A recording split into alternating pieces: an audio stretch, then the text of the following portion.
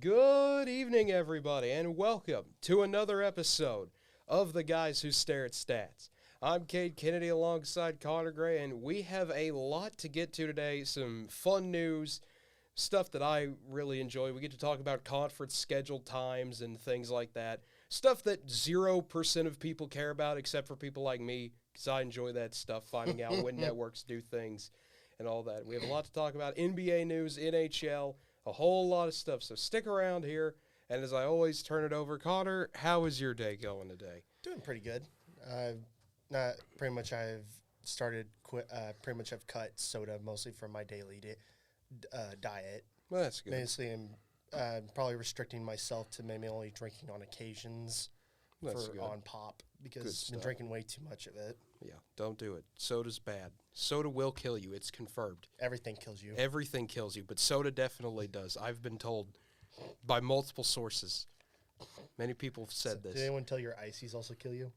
No, because I choose to refuse. I choose to ignore that. But moving on to the Big 12 football early season kickoff times already getting announced a little bit earlier today before we went on the air. And a lot of interesting things here, a lot of things we expected but are still mind-blowing, at least to me.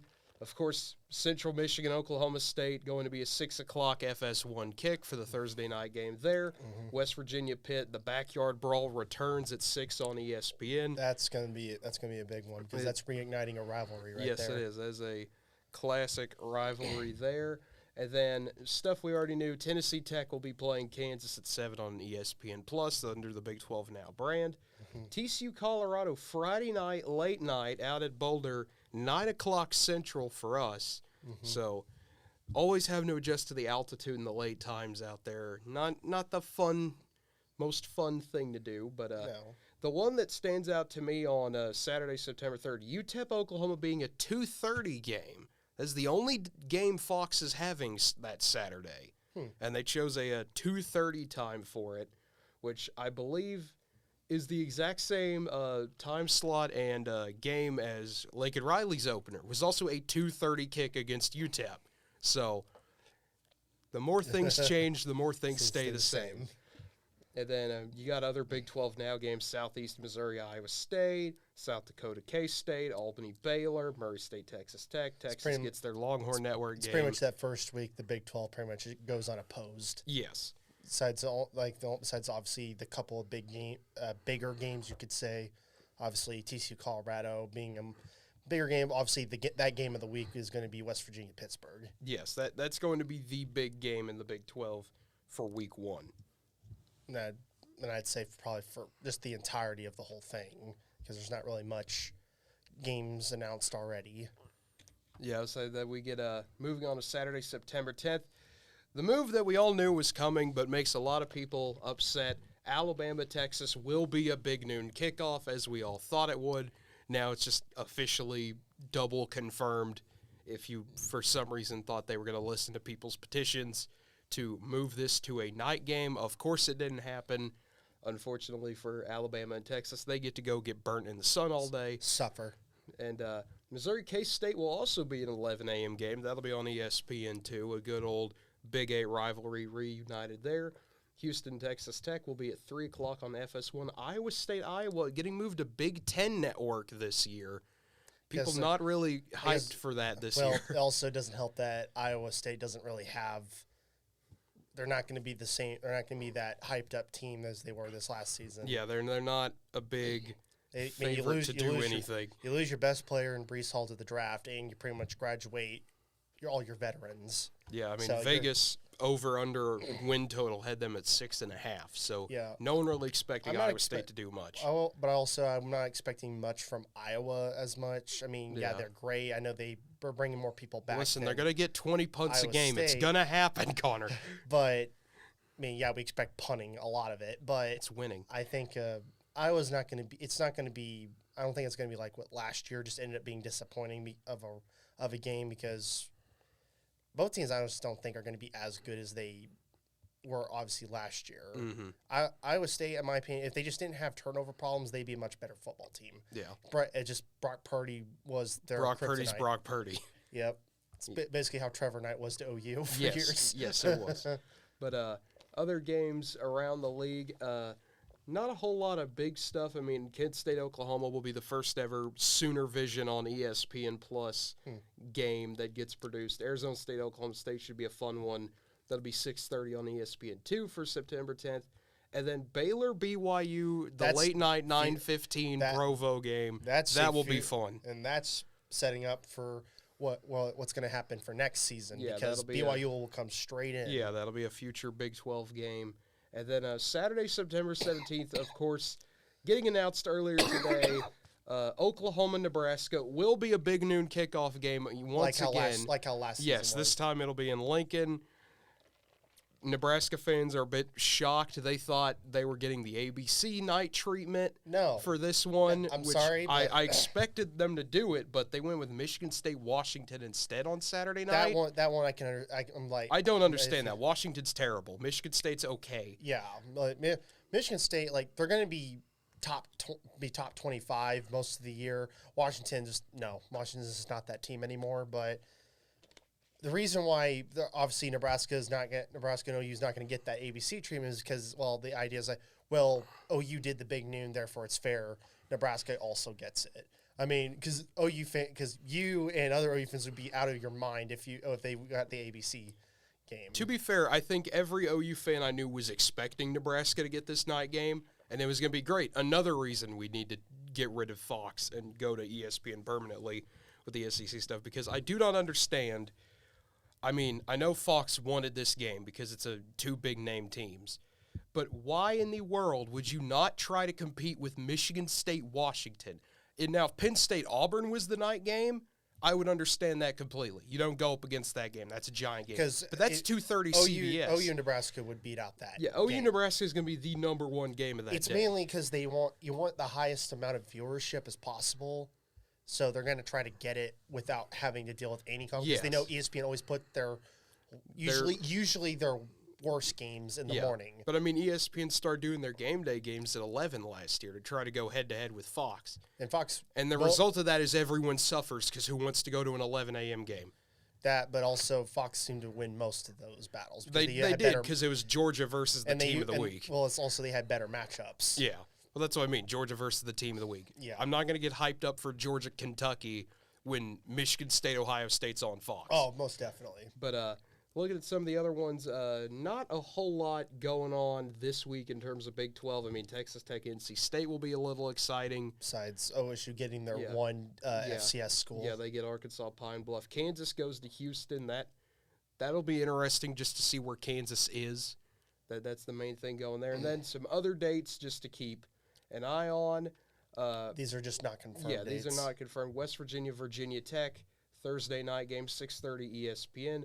OU, Texas, and Dallas is going to be an ABC game again. They got the rights from that one. Baylor, West Virginia, a Thursday night, October 13th. Now, this one kind of surprises me. I think this is a typo, but Saturday, October 29th, Oklahoma, Iowa State will be on Fox or FS1. That was originally scheduled as a Thursday night game. So I think it is still a Thursday night game, but there's a typo there. But OU changed. I looked at OU's website today. They changed it from Thursday to Saturday. I guess they must have made an agreement to have it on Saturday. Yeah, I don't know if they changed that or not. If you have it on, there's a good chance that might get the night game treatment on Fox. Yeah.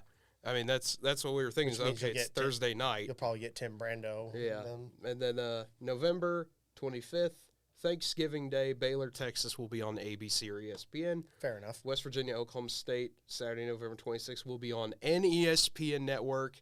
And the Big 12 championship game will be on ABC, probably at 11 a.m. Of course, it's always it's weird how it used to not be. We used back to, in the good old days. We were the night game, the 7-8 o'clock time slot because the Big 12 got more respect because I don't know what happened. All of a sudden we went from the Big 12 was a really great conference that everyone respected to.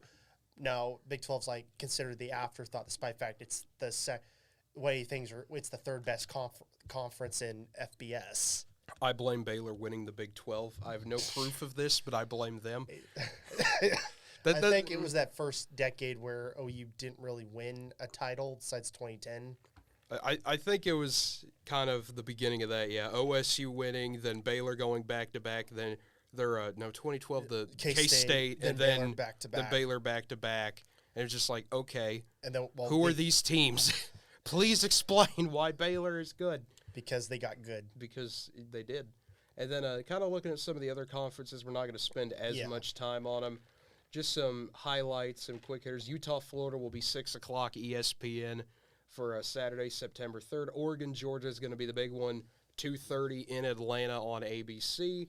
And then Boise State, Oregon State, 9:30 ESPN. Looking at Saturday, September 10th.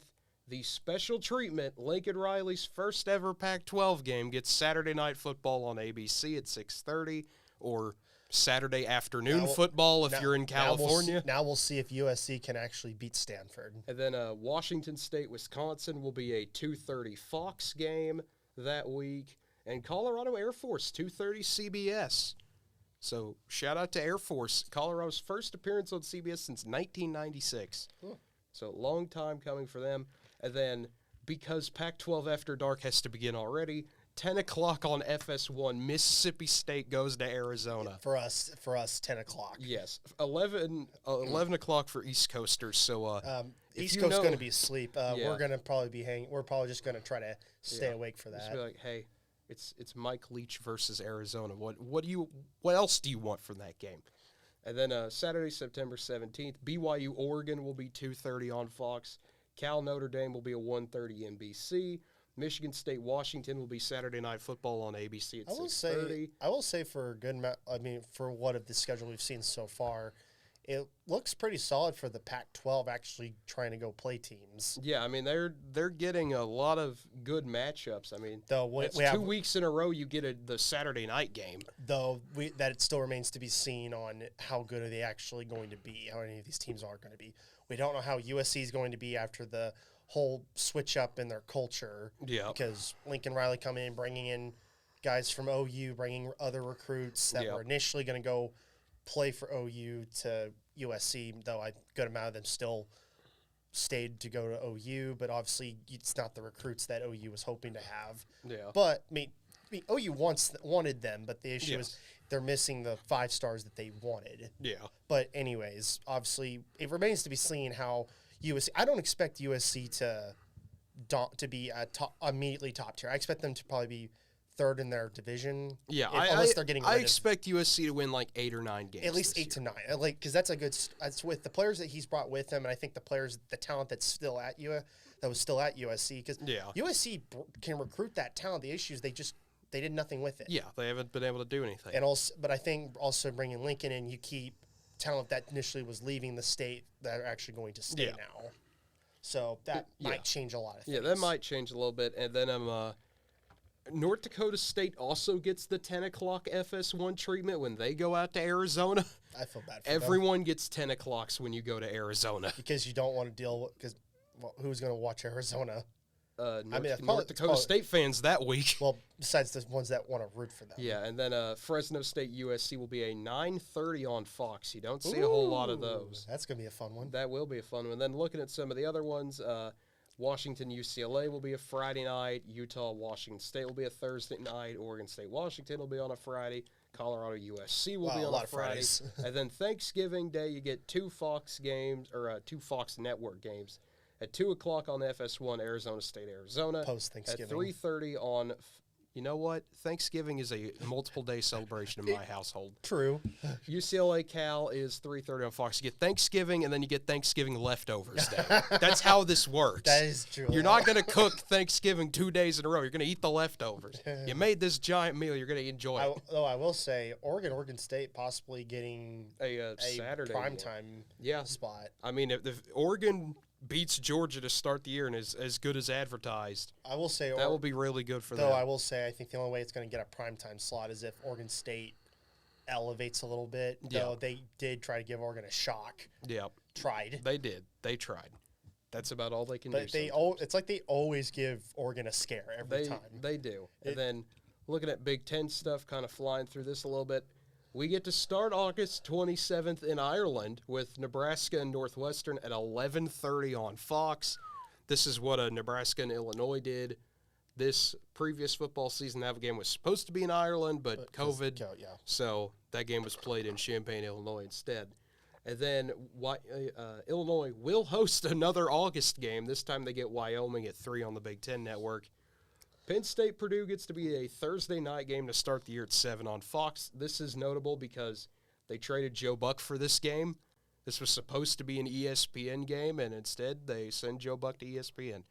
So, hooray for Fox. I'm really curious. Deal achieved. Well, I'm also curious who's going to be doing that game. Yeah, I don't know who's because they're going to be sent there. Well, then again, they don't have a big noon game, so they might make one of they might make that the big noon game instead. Guess, because you're not doing big noon for any of these other ones and any of the other scheduled games.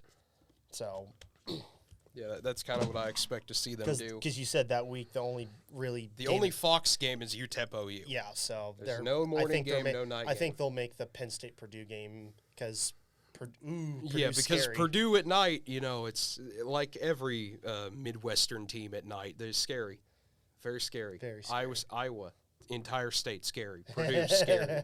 Everyone's scary. Speaking of scary. Colorado State, Michigan. It's not scary unless you're a Colorado State fan. That's 11 a.m. ABC. Mm-hmm. I could not imagine having to get up at 10 or 9 a.m. and be like, oh, yay, we're on ABC already. I just woke up. Yay.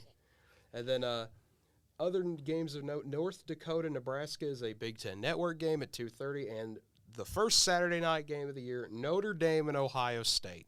Just what a way to start the year. 6:30 on ABC. It's been a long time since those two teams have played. It has. And I'm glad they're finally getting to play. And then September 10th at 11 on ABC, it'll be Ohio at Penn State.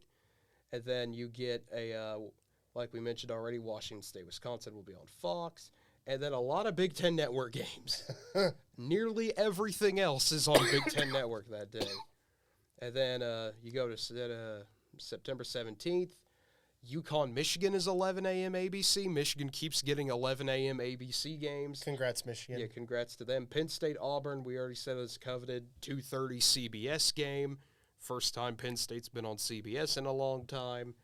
And Toledo, Ohio State gets a 6 o'clock Fox slot because reasons. Though I will say it is kind of odd that the CBS games, they're not really SEC. Yeah. Like I understand Auburn is SEC, but they're not. It's not periodically SEC. It seems like like it's just you're just throwing teams into slots to fit the schedule.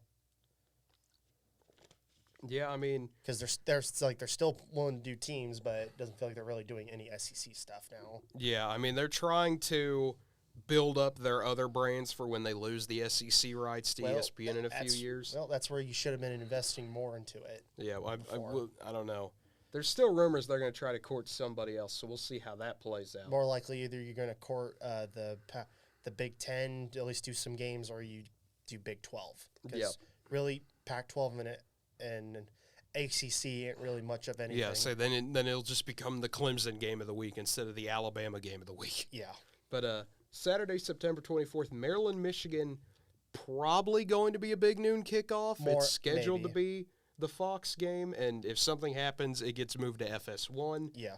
And then Wisconsin, Ohio State that week will be an ABC game, possibly going to be a Saturday night game.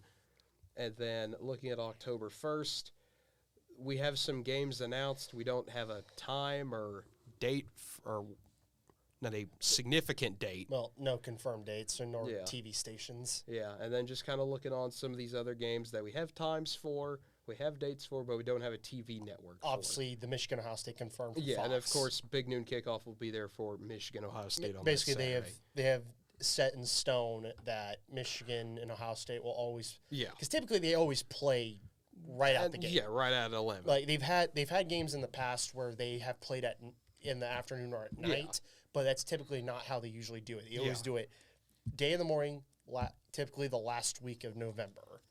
So obviously that's going to be your big noon game. Yeah, they try to play that one usually at 11 a.m. because it gets kind of cold up there in November nights. I mean, the last time I think they played at 2:30 was what, 2006? I think it was one versus two. Yeah, it was it was the game of the century. Allegedly. Well, they call it that. Yeah, I know. And then looking at SEC schedules, CBS. At least it was one of the quote unquote game of the century. That lived up to hype. Yeah, that is true. It did live up to the hype. And then SEC stuff, a lot of SEC network games. ESPN made a guarantee this year that every SEC team would get one ESPN Plus game. So you see those kind of scattered throughout. A lot of them usually their first game of the year when they're playing an FCS team or someone you don't really care about. And that'll be Alabama, like the second or third week of the year. Yeah, so they get the SEC network game against Utah State week 1. So they get the actual set-in-stone game. And then Sunday, September 4th, the Louisiana Kickoff, first year they're doing this. Florida State taking on LSU in New Orleans. Totally legit neutral site game. Totally legit. About like Georgia playing in Atlanta. Yeah. You know, totally neutral. Nothing bad will ever happen there. But it's a 6:30 on ABC. And then some of these other games we already talked about. Tennessee Pitt, though, will be at 2:30 ABC for Saturday, September 2nd. That'll be a game to look at. That will be a good one. Kentucky, Florida will be at 6 o'clock that night. That has become a more intense game than it should be. It's because Kentucky actually got good. Yes, Kentucky can now beat Florida. It is a miracle. And we all enjoy it. We all enjoy it. That is true. It's one of the... Anytime Florida loses is a good day. I love it how when it comes to certain sports, we all just like, oh, yeah, I'll actually root for this particular university now since they're not obnoxious. Yeah, like Kentucky and Duke. It's like, yay, go football team. Basketball, no. It's like, no, get out of here. I hope bad stuff happens to you. Well, I hope you lose every game. It's impossible nearly, but I hope you do it. And then Saturday, September 17th, Ole Miss, Georgia Tech will be at 2:30 on ABC. That is the counter-programming to Penn State Auburn. It's not going to win, but they got to throw something there. And then... not a whole lot. Miami, Texas A&M at 8 o'clock on ESPN that night will be a bit interesting. It's like I was going to say with the Georgia Tech Ole Miss, it's like, well, Ole Miss is good and they have a very good fan base that will watch them. Tech don't got enough. Like Tech's not good enough to warrant enough people to really watch them because they're just not what they used to be. They're just kind of existing. They're just there and get the occasional upset every so often, but. It's like Auburn, Penn State, they're going to carry their own, easily win that, but we'll move on. Yeah. And then some other SEC Network Plus games. Arkansas, BYU will be October 15th. We know nothing else about it. That'll probably be an ESPN game. I do know that October 8th, CBS has chosen that as its night game to do this year, which... Wait, what? October 8th. It's not listed on here, but okay. CBS in their release... They always do their game of the week at 2:30. Okay. That week they do a 2:30 and a 7. And the belief is Texas A&M Alabama will be that 7 o'clock night game. Oh yeah, it's going to be because you have to. Well, you have to now. Yeah, you have to. Also, it's the 10th anniversary of Johnny Manziel beating Alabama in Tuscaloosa, and it's in Tuscaloosa. So there you go. You got to do it. And then Thanksgiving night, 6 o'clock, ESPN, Mississippi State Ole Miss. You got your Egg Bowl. And then the day after, at 6:30 on ABC. You get Florida State. First time that game's been on a Friday night ABC. I would assume the Iron Bowl will be on CBS. Iron Bowl will be CBS more than likely, unless something crazy happens. It's going to be. I will say it is going to be odd for the Iron Bowl to be on ESPN. That will be. I mean, it's happened one time. It's happened before, at least in our lifetime. Yeah, but that was 8 years ago. It was so many years ago. Yeah, and then the ACC. ACC Network, they've got some Saturday games. If you really want to watch Duquesne, Florida State, because you just love football that much, you can watch that at 4 o'clock on the ACC Network. And Florida A&M, North Carolina at 7:15 on the ACC Network. Again, if you're a true college football fan, you can watch North Carolina win 63-7. So basically, if you really want to. So basically, it's going to have it's going to have 5 people watch it. No one's going to care. And they're all going to be at the stands of the game because they're North Carolina fans. There might be one Florida A&M fan. These are the games no one's going to care about. Listen, I will care a little bit. I'm not going to watch it, but I'll care. But you'll care about. Check the score. You'll check the score. I'll check the score. You'll check to see if somehow. Unless it's like tied at halftime, they'll be like, "Hey, wait a minute, hold up, what's going on here? It's getting a little spooky out here." But Friday, September 2nd, Virginia Tech Old Dominion at 6 on ESPNU. Not a whole lot of big games week one. I mean, NC State, East Carolina at 11 on ESPN. That's a bit of a rivalry there. Mm-hmm. And North Carolina going to App State at noon on ESPNU. So it'll be 11 a.m. Central Time. Once again, their only big game that week will be the FSU LSU game. Yep. And then you get Clemson, Georgia Tech in Atlanta. Home game for Georgia Tech, but probably not really. Not really. Clemson will probably outnumber them on that Monday night. They will. It'll be like when Tennessee played Georgia Tech.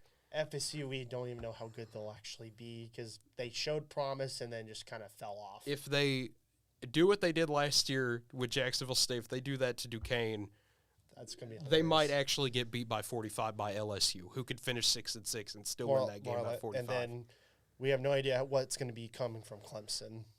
No, we don't. Maybe they'll improve. Maybe they won't. I don't know. Defense probably good. Offense, who knows? Defense is going to be good for at least a little bit longer, but who knows how that will go since they lost Venables. Yeah. I don't know why I blanked on that. I should have. Yes. Friday night, Louisville, UCF, 6:30 ESPN2. Not a whole lot of big games. September 10th, we already talked about some of them, but Duke Northwestern, the Academic Bowl at 11 a.m. on FS1. Got some smart people in that game. And Florida State Louisville will be at 6 o'clock ESPN Friday nighter on September 16th. And then once again, not a lot of big games, stuff we already mentioned, unless you really want to watch Wofford, Virginia Tech at 10 a.m. because you're that kind of person who wants football 1 hour early. I guess the ACC really doesn't. It really just has probably the weakest non-con schedule. They do. The only game I'm really excited for, they're Thursday nights. There's two of them I'm excited about. West Virginia, Virginia Tech, because the Black Diamond Trophy's back after 20 years nearly. That's a Thursday night game in Blacksburg. Mm-hmm. And then Virginia Tech going to NC State October 27th. That should be a fun game to see how good NC State is.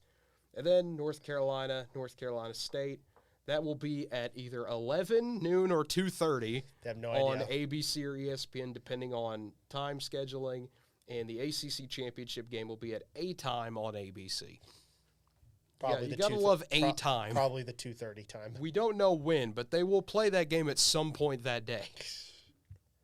And then moving on finally from college football schedules to what has been happening in the NBA. And, well, a lot.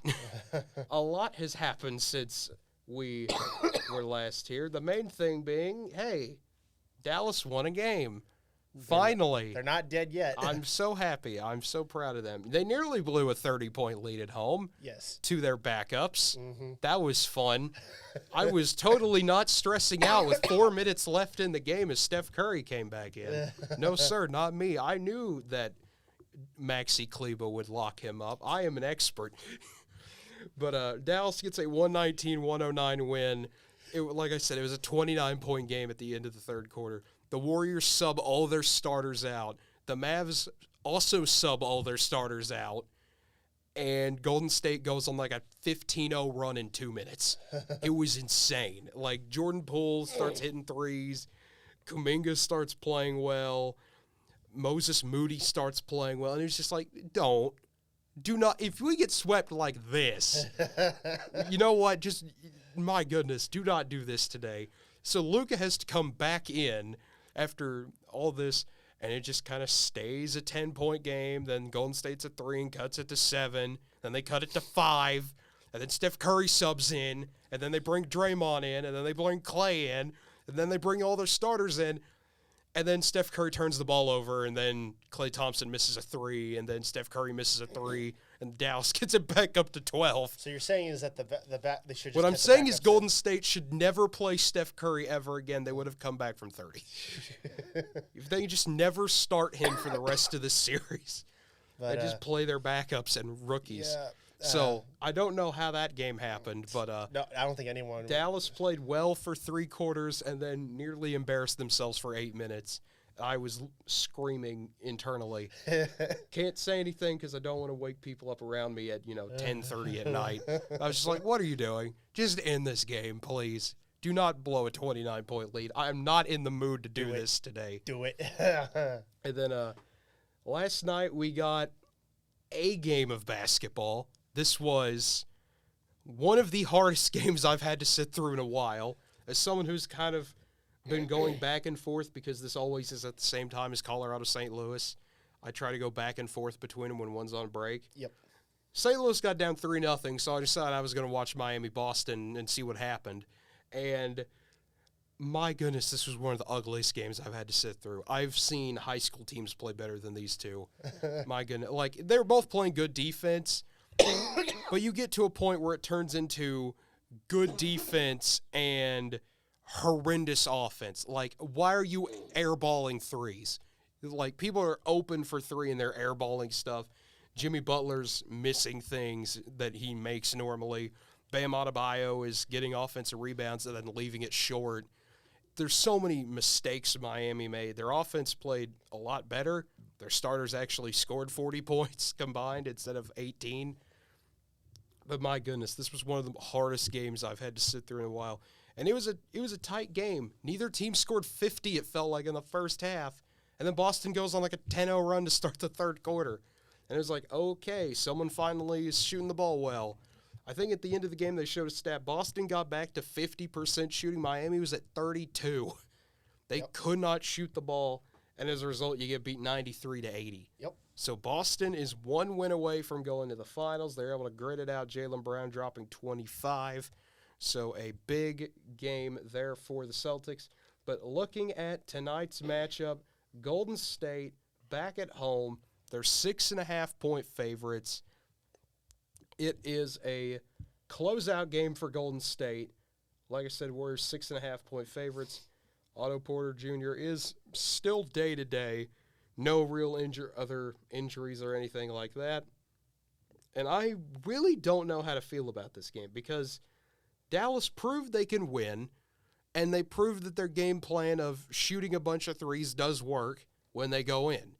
But obviously, as we know, Dallas on the road is a completely different team than Dallas at home, except for Game 7 at Phoenix.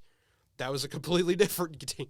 Well, the thing was in game, I believe it was Game 2 was that the Mavs were playing like they typically do at home. Yes, and then they didn't. So they had the capability of playing like them home selves on the road. They just don't do it.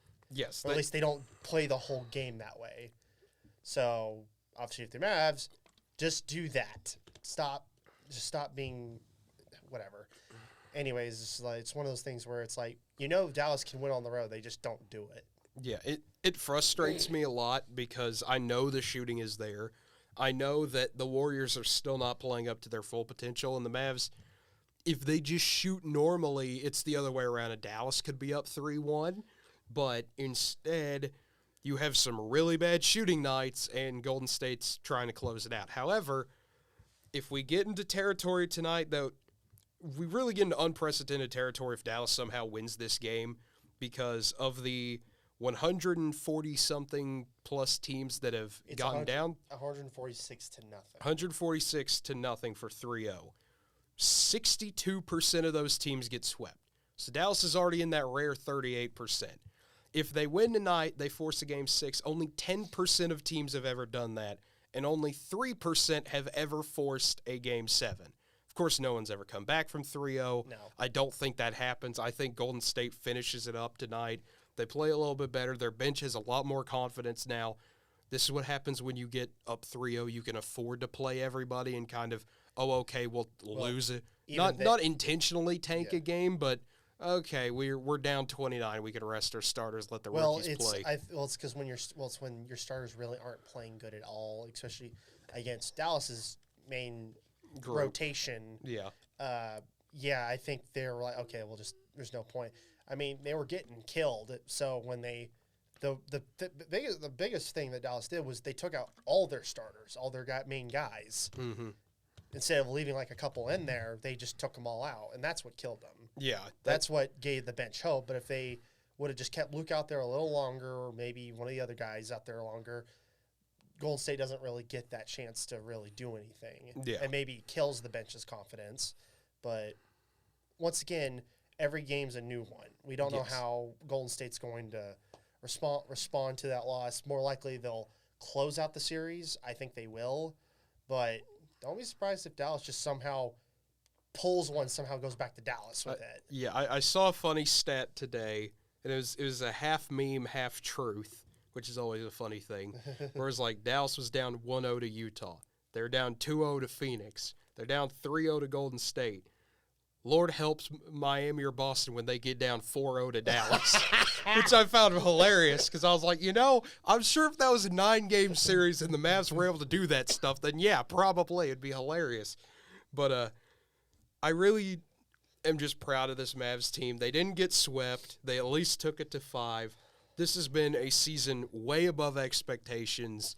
I honestly thought we were done after getting down 2-0 to Phoenix, and the fact that they've battled their way to at least winning a game against one of the best teams in the NBA and beating what everyone thought was the best team in the NBA. It's been a special season, and I'm happy to see the Mavs get this far, but I think the road ends tonight. Yeah, it all comes in tonight. Unless they somehow win, in which case, hooray. If they do that, I will just start laughing and be like, they're not dead yet. I'll just keep saying they're not dead yet till they get proven otherwise. But moving on to Miami-Boston, another Game 6 that is tomorrow night at 7:30. Boston is an 8.5-point favorite in this one, and there's a lot of reasons why. They had a bad game last night. They turned it over a lot. They shot horribly, but they made adjustments and started shooting better and getting inside, making their shots, and Miami could not make an adjustment. Well, if it wasn't for Miami also playing poorly, you can make the argument Miami kills them. Yeah. And Miami's up 3-2 instead of Boston being up 3-2. Yeah, but I think like you're going to say is that Boston's going to play better and take it to Miami. Mm-hmm. That is precisely what I'm thinking. I think you're at home. You're not going to get a better chance than this if you're Boston. You know what you can do. Just get Robert Williams in there. Let him do his thing. He's done a wonderful work on Adebayo in the on defense and down in the post this playoffs. Just let him do his thing, and whenever Tatum or Brown get open, feed it to him. If Al Horford keeps playing the way he is and Marcus Smart keeps playing well on defense, you're going to be fine. Yep.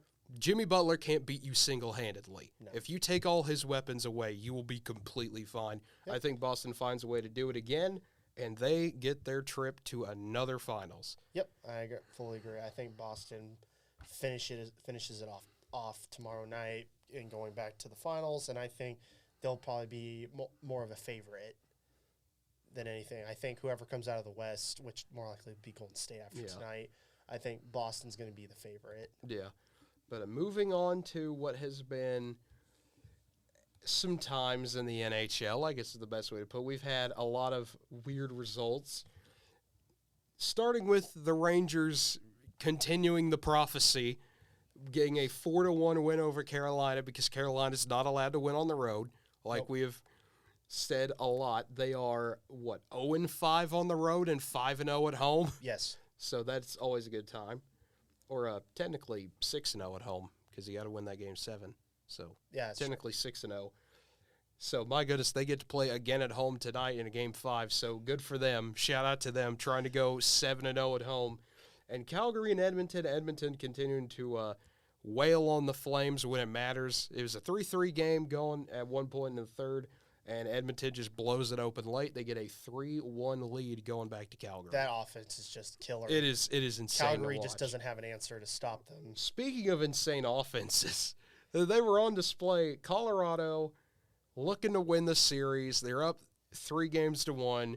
Nathan McKinnon gets 2 goals early. They're waiting for the hat trick. It never comes when they in the first 2 periods like people thought. Colorado gets up 3-0, and then all of a sudden here comes St. Louis. They get a goal. They get another goal. And keep in mind, I'm not even watching the game. I've given up on them. I'm like, okay, they've scored 2 goals. If I don't watch, we're good. Okay, they scored goal 3. Turn it on, immediately see Nathan McKinnon score, turn game back off. I was like, I turned it over for 5 seconds, and Colorado scores. They're up 4-3. McKinnon gets his hat trick. Place is going crazy. Colorado's a minute away from going to the next round.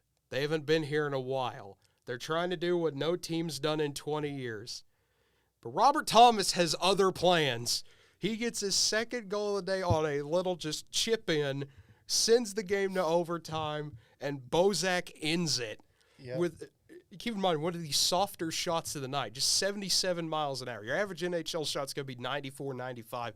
He just kind of just floats it in. It goes right under Kemper, goes in, Blues win 5-4, going back to the Enterprise Center. My goodness. 5-4. How did you do that, Colorado? At work last night. How did you blow a 3-0 lead? At work last night, I went into the break room just to kind of see what the highlights were on SVP for Sports Center. Yeah. So they were showing the game, and it was like I was like, oh my god, they sent it to overtime. There's no way they actually won it. And then as soon as the final result, a coworker of mine was also watching it behind me. He immediately grabbed me like, oh my god, they actually won. We're both in shock that the Blues somehow managed to survive another day. That's what St. Louis does best. They're a gritty team. I don't know how they do it. I mean, the emotion from Coach Berube after the game, I've never seen him that excited to win a game. They were showing a locker room footage of him. That's probably the second happiest I've ever seen him at, except for when they won the Stanley Cup. It's probably the second happiest moment I've ever seen from him. I think he was just happy they won. My favorite reaction was in Ballpark Village. They were showing the game because the Cardinals were they were, I think, done with their game or on the road or something like that. But in Ballpark Village, which is right inside Busch Stadium, they're having a watch party for the Blues. And you just see that place erupt. And the best part is the organist, the guy who plays the organ for the Blues, also does it for the Cardinals. So they just use him for everything. Yep. And they had a camera on him, and you just see him start losing his mind. And he plays the fastest version of When the Saints Go Marching In I've ever heard him play. And he starts, speeding it up, and then he has to remember to slow it down to play this song. But it's just like, okay, they're ready. They're ready for Game 6 back home. It is going to be a wild atmosphere. Also, I jinxed it. Colorado scored first for the first time this entire series after I brought it up on Tuesday. You know what? I'll take it. We're 1-0 when they score first. Score an own goal if you have to, if that stat holds. I don't know, but I am so happy that St. Louis is not done yet. I don't know how both my teams cheated death on back-to-back days, but it has been a good Tuesday and Wednesday, I'll say that. It has been a lot of fun, and it'll continue to be fun because we get New York, Carolina already underway. Hurricanes are favored in this one, as you'd expect, an over-under of 5.5. Carolina is undefeated at home. We're going to keep making fun of that until it gets changed. Until the Rangers or someone else actually does it. I'm picking Carolina to win at home. That's what I am too. Someone's got to show me you can beat Carolina and Raleigh. I don't think it happens tonight. Give me Carolina. It's mainly you got to prove you can beat Carolina at home, and Carolina's got to prove they can win on the road. Yes. Otherwise, this joke will not die. Yes. I kind of want to see it keep happening the entire. I want to see them do the Mavs thing where they just trade off and on, and then they beat Tampa in a Game 7 in Tampa or something. That'd be hilarious. That would be amazing. But Oilers Flames, Battle of Alberta. It's gonna be wild in Calgary tonight in the Saddle Dome. Possibly the final game of this series. Flames trying to crawl back out of this 3-1 hole. I really don't know how to feel about this one. I want to say Calgary. They are favored. I feel like this is one of those classic, we're not backing down yet. Give your home fans one last win to go out on the season. But at the other hand, Edmonton's been playing so well, and they're on fire right now.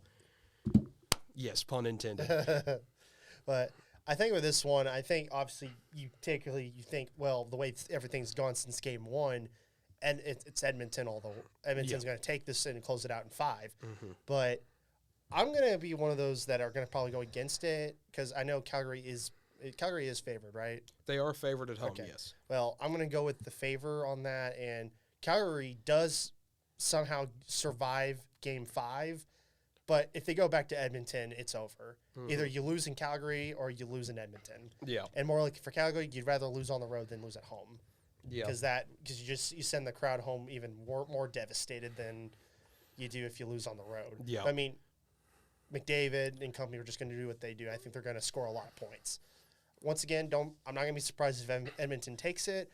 I'm just picking what I like to call an upset. Yes. Because Calgary typically probably wouldn't be favored right now. Yeah. But because they're usually pretty good at home, that's probably why they're favored. Yes. I'm going to be a little bit different. You know how I am with momentum. I love teams that are on momentum shifts. I think Edmonton has rode this wave to the best of their ability, and I think they get it done. I wouldn't be surprised at all if Calgary wins. I agree with a lot of what you said.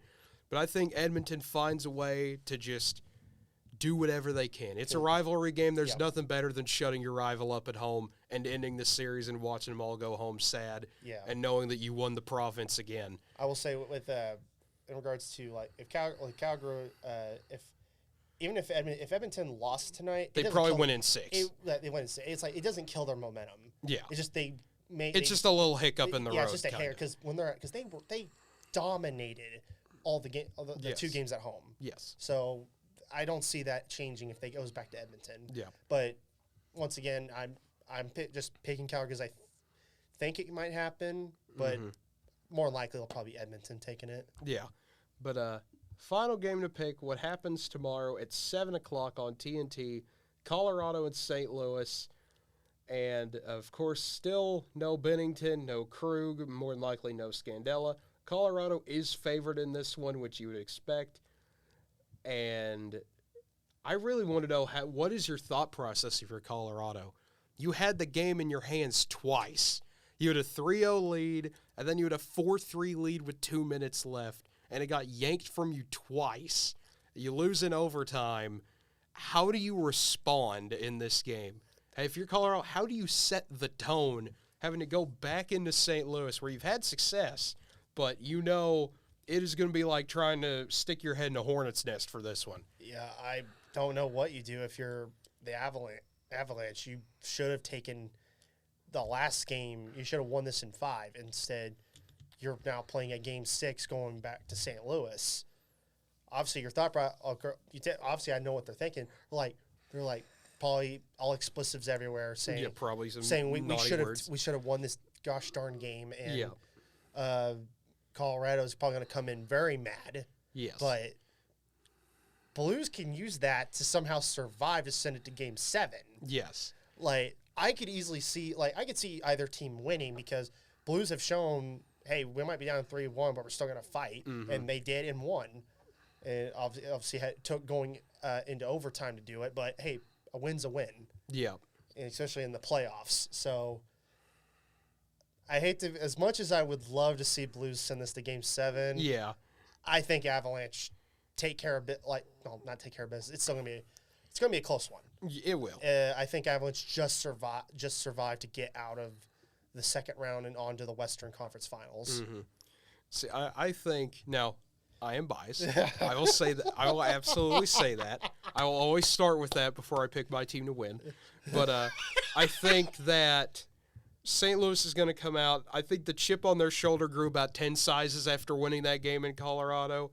The mentality of this team to just not give up now, it's got to be there. You pull out a gutsy win like that, you have to, even though you still got to win 2 more games, you know you can beat them now. You knew you could beat them with Bennington. Bennington goes out. Now you know you can win with Husso. Yep. You've got to make it a shootout, though. You know Colorado's going to score 3 or 4 at least.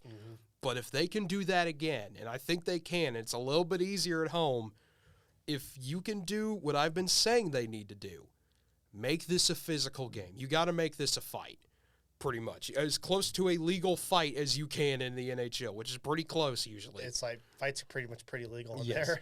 I mean, well, you mentioned it. Colorado's probably going to come out fast and angry. How do you beat a fast team? You rough them up. You beat them up with physicality. And Blues can St. Louis is probably the best team to do that to them. I mean, if we get Colorado-Edmonton, though, that is going to be a track meet up and down the ice. So St. Louis is kind of the last gritty physical team they're going to have to deal with for a while, I think. Get Colorado-Edmonton, what's the term? Just, my goodness, I don't know. It's going to be an all-out just. It's, basically there's no breaks. All gas, no breaks. That's what you're thinking of. Yeah. Steve Sarkisian will make an appearance and say all gas, no breaks. before it's that like one. all gas, no brakes, because there's going to be no defense. First to 10 wins every game. It's just going to be 3-on-3. They're not even going to try. There's no defense. But that will be fun. I think St. Louis gets the win. I still think Colorado takes the series in 7. I refuse to believe they will blow a 3-1 lead. If they do, I will laugh very hard on the show when we come back. Everyone's going to be we're all going to be laughing because it's like, you blew a 3-1 lead. I will make... how I laughed when the Pens lost. Yes. I will come up with one funny joke on this show if the Avs blow a 3-1 lead. Right. If not, I'll just be like, well, I expected this. It's like I would have left when we talked about Pens blowing the lead, but it was just like, you know what? I don't want to cackle into the mic, so I'm just going to restrain myself. But I was laughing when the Pens lost. Yeah, I mean, you should always laugh when the Pens lose. It's the Pens. But I'm a Capitals fan, therefore it's means a little more. Yeah, it means a little bit more. Same how I am with the Blackhawks, do anything ever. It's great. If they lose, you got to make fun of them. That's just how this works.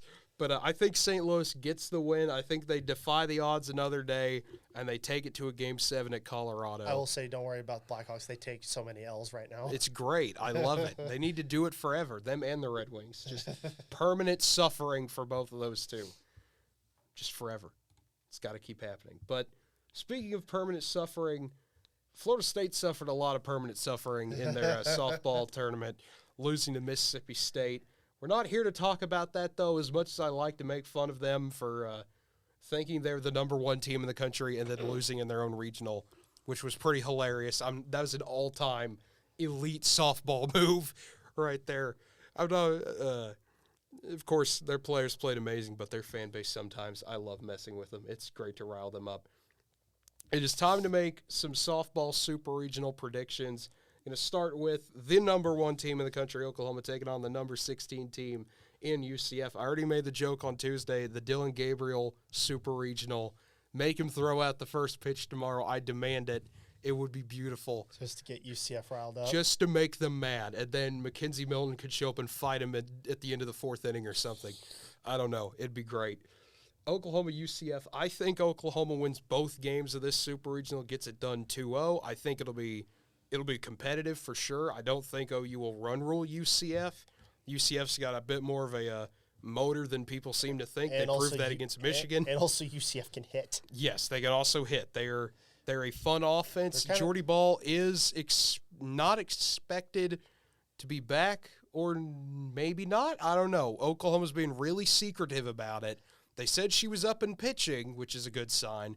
But I think she'll be back for at least maybe game 2. They might bring her in for some relief or something. It's like if she has to, I think the worst case scenario that happens if you don't bring her in for relief just to finish a game off is that UCF takes one of the games. You have to throw her for game 3.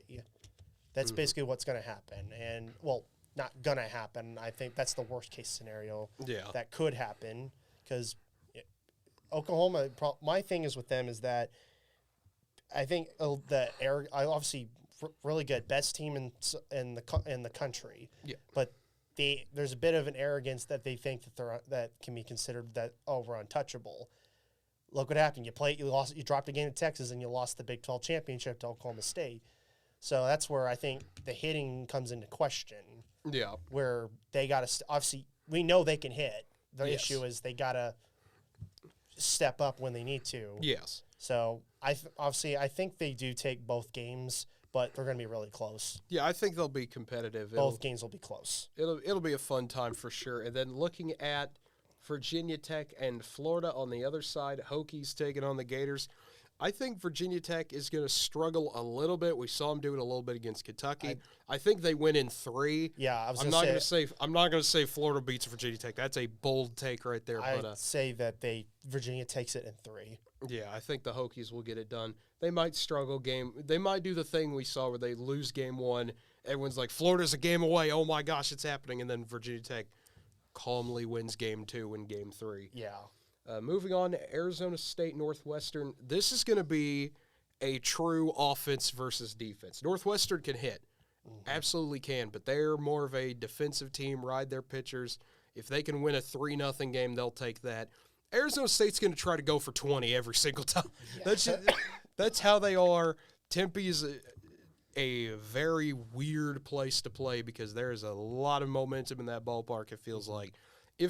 nearly every ball felt like they had any momentum under it, any air under it at all, was going out. Yeah. That's how that entire regional went. Yeah. I think the super regional will be the same. Going to be a lot of home runs. I'm going to say Arizona State in 3. I think Northwestern does get one game in there. They're able to force a lot of grounders, but Arizona State's offense is just so fun to watch. I would say that I'm going to go against the grain on that, and I think Northwestern's pitching keeps Arizona State mainly at bay, but Northwestern takes it in 3. Alrighty. And then the first of the wacky regionals, Stanford and Oregon State, the all Pac-12 regional no one expected, but I'm sure somebody asked for. Stanford and Oregon State, these two have had wonderful stories. Stanford is such a underdog team. They have that underdog mentality written all over them, from the silly Ushka hats to the great pitching to their defensive infield that just does not make mistakes ever. It feels like they're nearly a machine to watch. And Oregon State, this is a team that they've seen before, obviously. Oregon State did the same thing. They relied on their big power hitting. Tennessee kept throwing them high balls, so they kept hitting them out of the park. And Stanford can't make that same mistake. I don't think they will. I'm going to go with Stanford to win this series in 2. I think being a familiar foe, they'll both know how to beat the other one. Yeah. I think Stanford at home with all this on the line, I don't think there's anyone stopping the Cardinal in this super regional. I think for this one, I think Stanford, like you said, their defense and their pitching is going to, I think, obviously the underdog mentality and basically the momentum they're riding on. Yeah, not to say Oregon State doesn't, but I think Stanford's is a little stronger. Yeah. Both teams obviously had to play at another one's regional, got through, and now you're back on the West Coast. So this is going to be, I think it's going to be a hard fought, but I think Stanford does take it in 2. Yeah. And then moving on to the bottom half, which is technically just this side and this side, but yay NCAA website, UCLA and Duke going out to L.A. For me, this is a congratulations, Duke. You made it. You should have been here last year. You get UCLA, take your 2 games and have fun. Not to say Duke's a bad team by any means, I think obviously. Duke will probably give them a surprise. I think Duke might give them a run, but UCLA, they are a battle-tested team. There's a certain kind of pedigree that comes with them where if you're going to beat them, you have to lay it on them. You cannot expect to win a 1-run game with them and have that hold for several innings.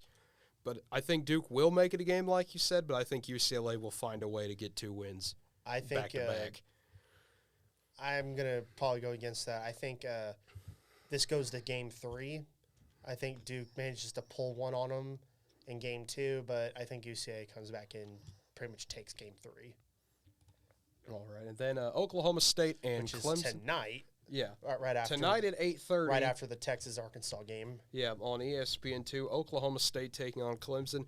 This has been the trendy upset pick. Clemson playing with all the momentum. It feels like they just won their first ever regional. People want to know how well the Clemson fans will travel to Stillwater, knowing they're 2 wins away from their first OKC appearance. But Oklahoma State, they've been here before. They've done this before. 3 years in a row they've been in this super regional spot. And I know a lot of people like Clemson as the upset pick here. I can't see it. I think they're good. They're absolutely good. Their pitching's been amazing. They have a good 1-2 combo. But Oklahoma State's got one as well. And if they ever get Elish back, they will be a 3-headed monster when it comes to pitching. I think Oklahoma State wins it in 3. I think Clemson will get the best of them in one of the games. But I think Oklahoma State holds on and gets another trip to OKC. I agree with OSU going back to OKC, but I think OSU takes 2 games, like back-to-back. As great as Clemson is, OSU's pitching also phenomenal, and hitting is also pretty solid. I think it's just going to be too much for Clemson. But Clemson obviously don't be surprised Clemson comes back next year and they have their own super regional. Yes, I wouldn't be surprised. And that game is currently going on right now. Yeah. It's a 0-0 score. Yeah, we got Texas, Arkansas, currently on ESPN2. Like Connor said, 0-0.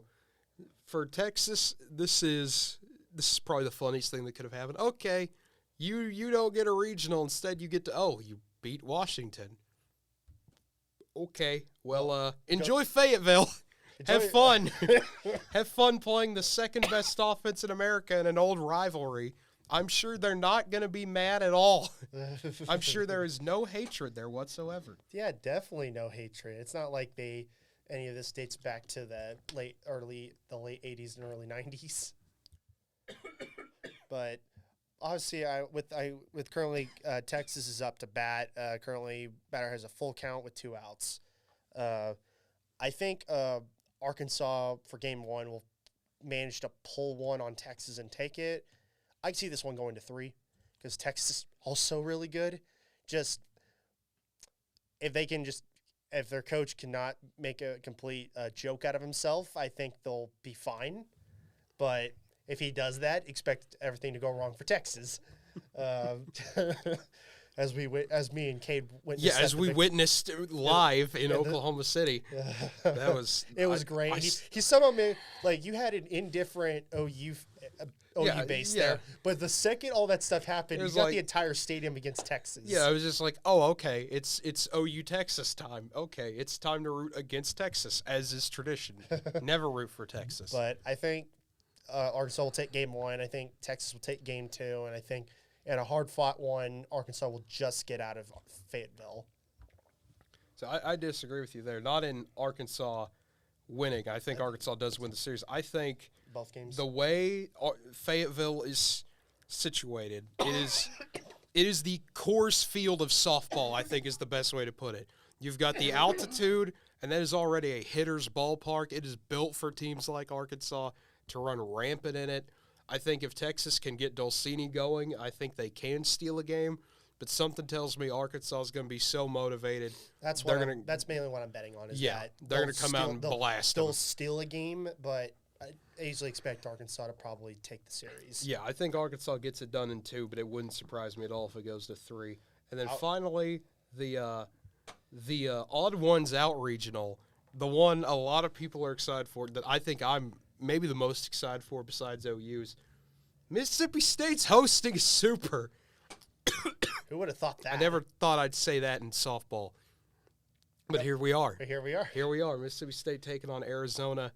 Another trendy upset pick. A lot of people have Arizona winning this one because, I mean, it's Arizona. When you think them, you think college softball. Yeah, but Arizona has done a good job of getting here, but it's one of these ones where I think Mississippi State is riding better momentum, and Arizona is just kind of running on fumes at this point. This could go to 3 games, but I think Mississippi takes both. Especially, you don't take down the number 2 team in the country in back-to-back games and win it convincingly. Though, obviously, the last game was close, it was still – Mississippi State didn't really feel like they were under any pressure. Because when I was watching some of that game, even though the score was close, Mississippi State was just rolling defensively. And pitching was just great for Mississippi State in the late stages of the game. I think Mississippi State takes both games. See, I think that this one goes to 3, but I still think Mississippi State gets it done. I believe in them. I have faith that they can get it done. Like you said, you don't upset the number 2 team in the country and go back home and lay an egg. Yeah. You don't do that. You just don't do that. You have all the momentum. You're going to go up against pretty much the exact same situation you just dealt with. You're going to go up against good pitching, but you know that pitching is a lot less stable than Florida State's core. Mm-hmm. And so I think Mississippi State gets it done. And if that's the case, you're going to have 2 unranked teams on one side of the bracket. You'd have a side of Virginia Tech, Stanford, Oklahoma State, and Mississippi State. And on the other side, you'd have 4, 5, 8, and 1. You'd have the stacked side and the upset chaos side, which would be a lot of fun because, I mean, OU, Arizona State, Arkansas, you have possibly the 3 best offenses in the nation right now, and then UCLA, who's the blue blood of college softball. If there cannot be a bluer blood than UCLA with 12 national titles. So it'll be a lot of fun. Like I said, college softball, NHL, already underway. We get NBA stuff tonight. So like always, we thank you for tuning in. It has been a wonderful time, as it always is. If you enjoyed what you heard tonight, do not be afraid to go subscribe to the Guys Who Stare at Stats YouTube channel. That is, once again, the Guys Who Stare at Stats. Google it on YouTube. Or if you want to just give us a follow here on Twitch, you're more than welcome to do that as well. And then follow us on Facebook, Twitter, Instagram, TikTok, Spotify, anything you want to. Facebook and Twitter is usually where you'd go to get notified about shows going on. But until next time, we might have a special Memorial Day show planned. We may not. Not going to say we are. Not going to say we aren't. We might get Andrew back for that. Maybe, maybe not. It's about like, where's Waldo? He might make an appearance someday. We might find him actually hiding somewhere under a building. I don't know. He might be actually anywhere, but I know he's in Philadelphia right now, back with family. So, like always, like I said, we thank you for tuning in. Enjoy a wonderful weekend of sports. And until next time, have a great weekend, everybody.